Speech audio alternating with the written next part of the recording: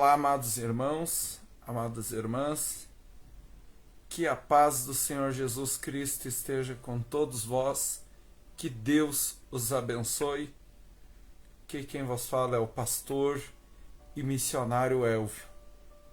Uma voz que tentaram calar por diversas vezes. Antes da gente começar a transmissão, eu gostaria que você me apoiasse nessa caminhada, compartilhando essa live, né? No YouTube, inscreva-se no canal do Elvio, ativa o sino das notificações e deixa seu like. E no Facebook, siga a página do pastor e missionário Elvio. E, por gentileza, compartilha a live. Hoje a gente vai estar refletindo o que diz a Bíblia lá no Evangelho de Mateus. Você que tem a sua Bíblia em casa, por gentileza, abra no Evangelho de Mateus, capítulo de número 5.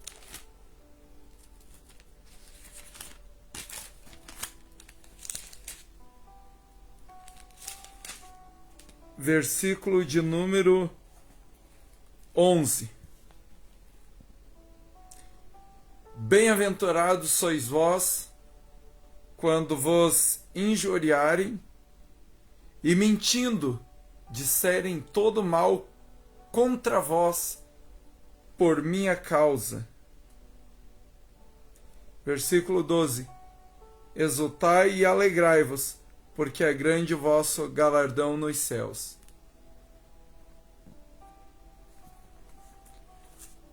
Palavra maravilhosa, né? Então vamos começar essa reflexão com muita serenidade.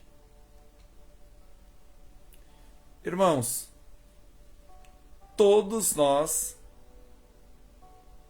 sempre seremos amados por uns e odiados por outros.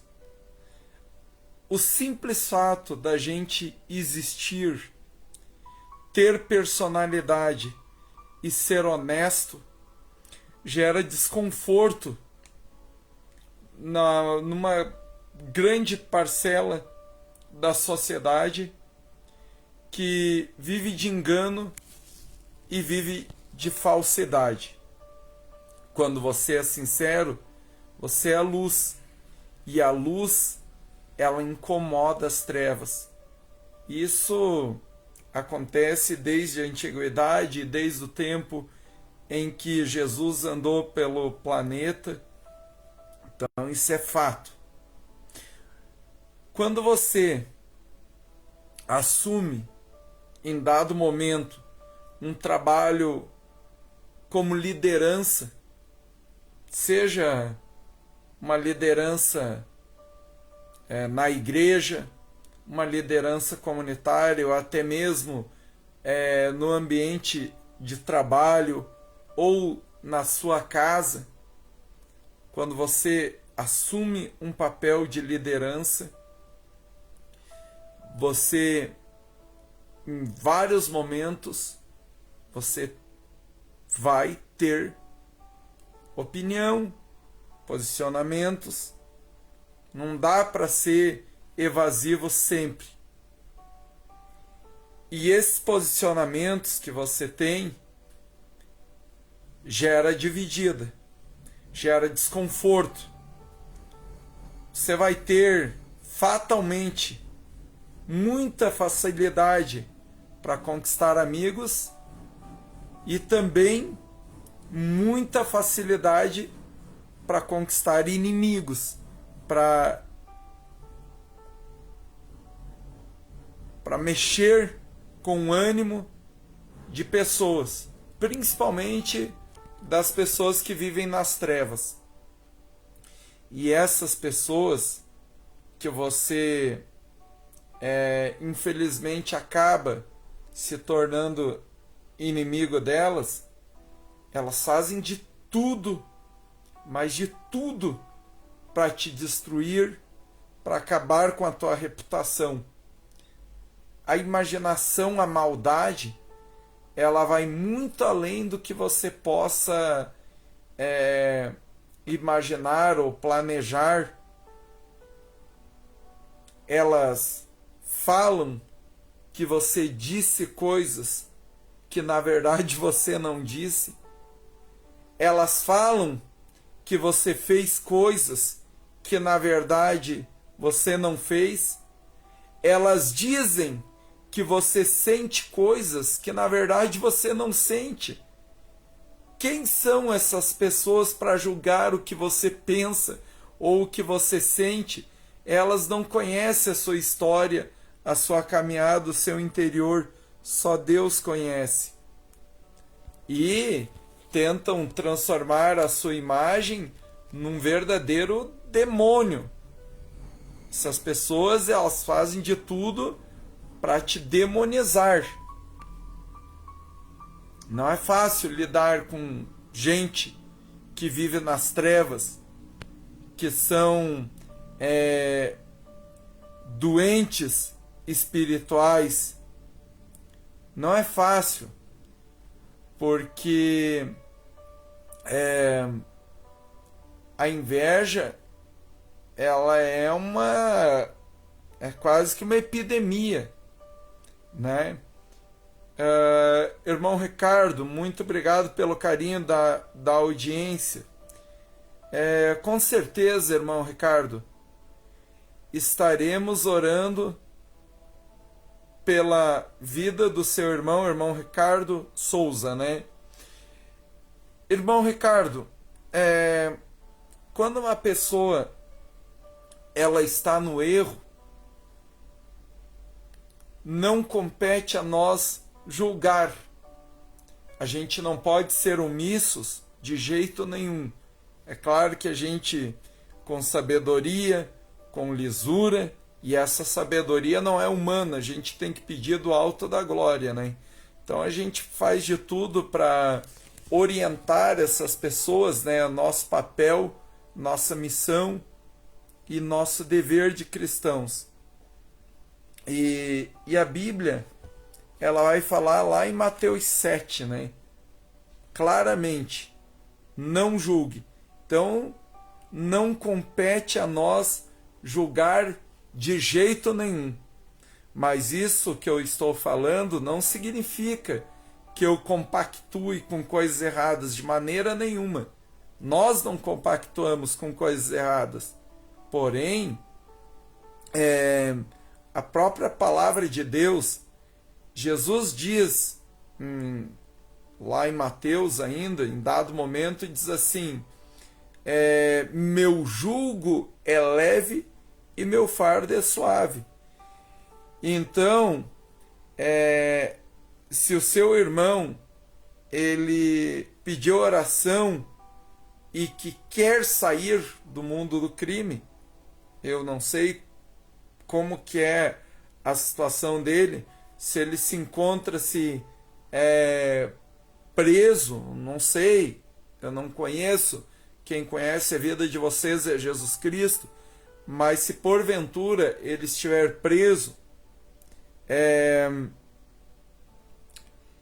lá de dentro da prisão, com certeza ele deve estar refletindo e revendo, e com certeza eles devem estar orando também, né? E a gente orando aqui de fora, e com certeza Deus já está tocando o coração dele, e em algum momento vai se cumprir a pena dele, e ele vai ter o alvará de soltura e vai sair em liberdade, e com certeza vai sair um ser humano muito melhor do que entrou, né? Pronto para pregar a palavra e fazer a obra de Deus. Essas pessoas, quando se convertem, elas têm um testemunho de vida, de superação, lindo para contar para as pessoas. Então, fica tranquilo, irmão Ricardo, que Deus Deus ele é bem presente nos momentos de angústia e dor, tá? Irmão Ricardo Souza, receba um abraço do povo aqui de Laje, Santa Catarina. E estaremos orando sim pela vida do seu irmão. Então, voltando lá à reflexão, o ser humano, irmão Ricardo e demais espectadores, o ser humano, quando ele assume um papel de liderança, ele é muito perseguido, ele é caluniado, ele é injuriado, as pessoas inventam coisas horríveis em face desse ser humano, e coisas terríveis, e fazem de tudo para acabar com a imagem, com a reputação dele. E às vezes a vítima de injúria, de difamação, ela paga um preço muito alto. Ela é julgada pelas pessoas, ela é julgada, ela sangra espiritualmente falando. Quer ver quando essa pessoa prega a palavra? Ah, mas o capeta, velho, fica furioso. Quando ela prega a palavra e prega com sinceridade, de forma que vem do coração, o capeta, ele fica furioso. E o que as pessoas têm dificuldade de entender é que o amigo não é aquele que faz ir com a mentira. O amigo verdadeiro é aquele que às vezes vai causar desconforto e vai fazer você até chorar com a verdade. Porém, ele pode até te fazer chorar com a verdade, mas ele oferece o ombro para que você chore e as tuas lágrimas não caiam no chão. Esse é teu amigo. Ele não te julga, porém ele não é omisso de maneira alguma. E a gente tem que ser maleável, né? Porque lá em Eclesiastes também está escrito que o homem sábio aceita a correção. Então, nós temos que aceitar a correção quando ela vem de alguém que nos ama. É claro, a gente também tem que separar as coisas. Existem críticas construtivas e existem críticas destrutivas. A gente tem que buscar o discernimento de Deus para saber o que é uma correção de alguém que te ama e um pré-julgo de alguém que te odeia e quer te ver na lona. Então tem tudo isso. Tudo isso a gente tem que tomar cuidado, né? O grande mal é que as pessoas, elas, na maioria das vezes, elas até falam, né, sobre o amor, sobre o grande mandamento, amarás a Deus sobre todas as coisas e a teu próximo como a ti mesmo. Elas até falam isso, mas na hora de praticar elas só querem amar quem elas acham conveniente. E quando a Bíblia fala para a gente amar o próximo, não é aquele próximo que a gente acha conveniente, é todos os próximos, todos, todo aquele que tem um coração pulsando, a gente tem que amar. A gente tem que amar de maneira incondicional.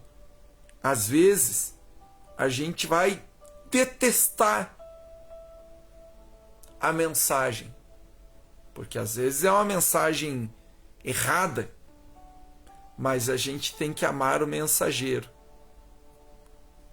Mesmo odiando a mensagem, a gente tem que amar o mensageiro. Se a gente não ama o mensageiro, a gente falha com o grande mandamento, que é amará o teu próximo como a ti mesmo. E já faz tempo que eu venho pregando. Tem igreja que nem me convidou mais para pregar por conta de eu falar isso. Aliás, já tentaram até acabar com essa página por conta de eu falar isso. Não se faz obra de Deus dentro da igreja. A igreja ela é uma escola. A igreja é um lugar de você aprender. Frequentar culto é bom? Ah, claro que é bom. É maravilhoso. Sei lá, participar dos cultos, aprender. Beleza. É bênção. Mas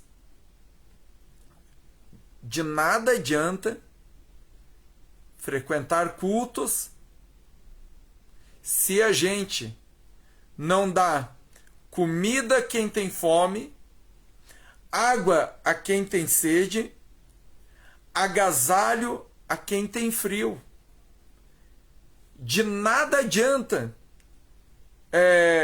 A gente vê muitas vezes algo muito decoreba acontecendo durante os cultos, algo muito mecânico, que todo mundo sabe o que vai acontecer. Um culto que é 1 hora de cantoria, daí termina as cantorias, vem um pregador que muitas vezes faz tanto gritedo e charamagai misturado com forcas nevers, com todo respeito ao dom de língua dos anjos, que isso existe de fato e de direito, mas tem a língua do papagaio também, que eu prefiro não entrar nesse mérito. Isso é um campo difícil da gente entrar, mas eu tenho discernimento e eu sei o que é língua dos anjos e língua do papagaio. Eu sei muito bem a diferença disso. E não que eu seja capaz de alguma coisa, porque eu sou apenas um pobre pecador, mas o meu Deus, o nosso Deus, aliás, falar meu Deus é algo muito egoísta, né? Então, corrigindo, o nosso Deus, ele tem me dado essa visão. Então, de nada adianta participar de um culto monótono, onde se resume em 1 hora de cantoria, meia hora de pregação virado só em gritedo, e revelação daquele tipo, ai, tem uma pessoa aqui, isso, aquilo e aquilo outro. Muitas vezes é um teatro armado. Daí termina o culto, paz do Senhor para cá, paz do Senhor para lá, cada um segue seu rumo. Enquanto isso, pacientes perecendo nos hospitais, chorando, precisando de ajuda. E onde estão os cristãos que não são capazes de fazer uma visita a um hospital? Pessoas presas, condenadas, algumas pagando por seus pecados, e outras presas inocentes, por sinal, porque nós vivemos em um país que solta bandido e prende inocentes. A gente sabe que isso é fato. Vivemos em um país da inversão de valores. Mas mesmo aqueles que estão presos, que realmente são culpados e estão lá, enfim, eles estão pagando pelo que fizeram. E esses, segundo a palavra de Deus, têm que ser ajudados. Jesus Cristo, ele ama a todos, inclusive quem está encarcerado. Aí a sociedade muitas vezes deita-lhe o sarrafo nos políticos. Mas Jesus Cristo também ama os políticos. Tanto é que ele pousou na casa de Zaqueu. Aí a sociedade critica as autoridades. Mas Jesus Cristo ama a polícia. Jesus Cristo ama os juízes, ama os advogados, ama os brancos, os pretos, os ricos e os pobres. Deus, ele é Deus de todos. E ele está à disposição de todos, sem exceção. E vivemos numa sociedade preconceituosa, que muitas vezes a igreja odeia e dissimula o ódio contra pessoas que têm uma identidade sexual diferente, sem saber que Jesus também ama os gays, as lésbicas. É um campo difícil, mas essa gente também é filho de Deus. E o que a gente não vê são pessoas fazendo a obra de Deus. O que a gente tem visto são pessoas que acham que basta participar do culto e está tudo resolvido. Participou do culto, está salvo. E não é assim que funciona o Evangelho do Senhor Jesus. Irmãos, tem muitas vidas perecendo dentro da nossa própria família. Toda família tem alguém que é excluído. Toda família tem alguém que é excluído, que é o patinho feio da família, que ninguém se lembra para nada, para um Natal, para um 1º do ano. Toda família tem. Então, a partir do momento que você oferece um ombro amigo para aquela pessoa excluída, você está amando a Deus, de fato e de direito. Amar a Deus sobre todas as coisas e a teu próximo como a ti mesmo. Como eu falei, estou sendo taxativo. Amar aquele próximo, não aquele próximo que você acha conveniente. É amar a todos os próximos, todo aquele que tem vida, que tem um coração pulsando dentro do peito. Então, irmãos, eram essas as palavras que o Senhor Jesus Cristo tem colocado no meu coração na noite de hoje, 26 de setembro de 2023, né?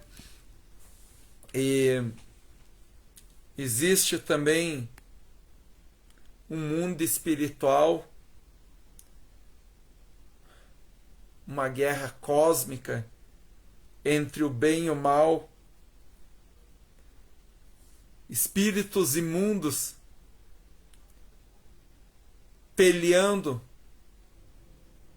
contra arcanjos que nos defendem, e os nossos olhos carnais não veem.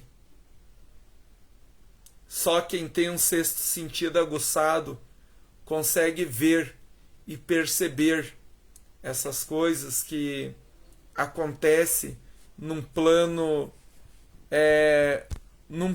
numa dimensão difícil da gente entender. E a nossa defesa é oração, oração, oração. Essa imundícia demoníaca que paira nos ares, elas vivem